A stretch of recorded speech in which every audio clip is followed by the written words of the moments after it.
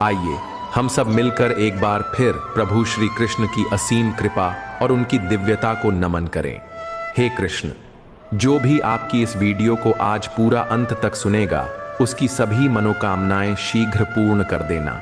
और जो भी भक्त इस वीडियो को लाइक करें तथा चैनल को सब्सक्राइब करे और कमेंट में जय श्री कृष्ण लिखे, उसके सारे दुख दर्द दूर कर देना।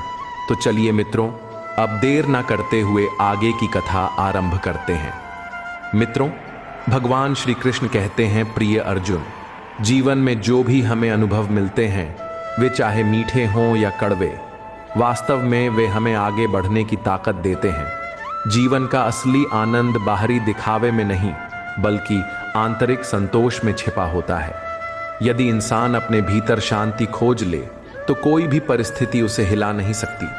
आत्मा का सुख ही सबसे बड़ा सुख है और मन की स्थिरता ही सबसे बड़ी विजय।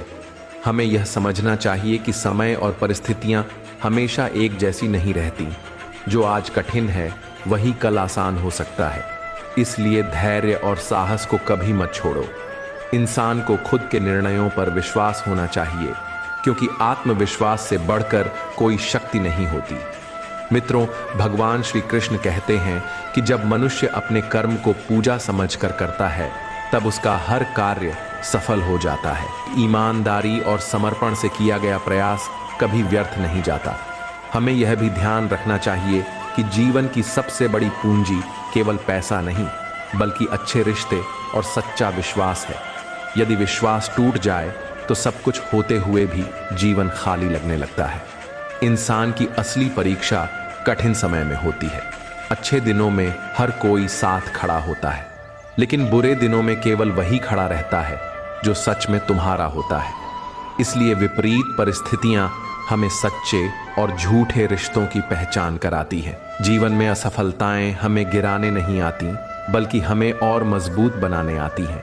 हार वही मानता है जो हार को अंत समझ ले, लेकिन जीत उसी की होती है जो हार को भी सीख समझकर आगे बढ़े। गीता में स्पष्ट रूप से बताया गया है कि मनुष्य के लिए सबसे बड़ी साधना अपने मन को काबू में करना है।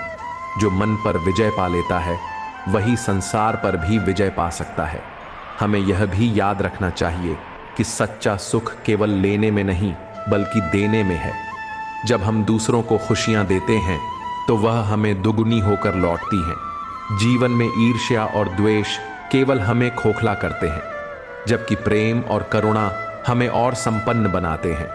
किसी की मदद करना ही सबसे बड़ा पुण्य है और किसी का अपमान करना ही सबसे बड़ा पाप।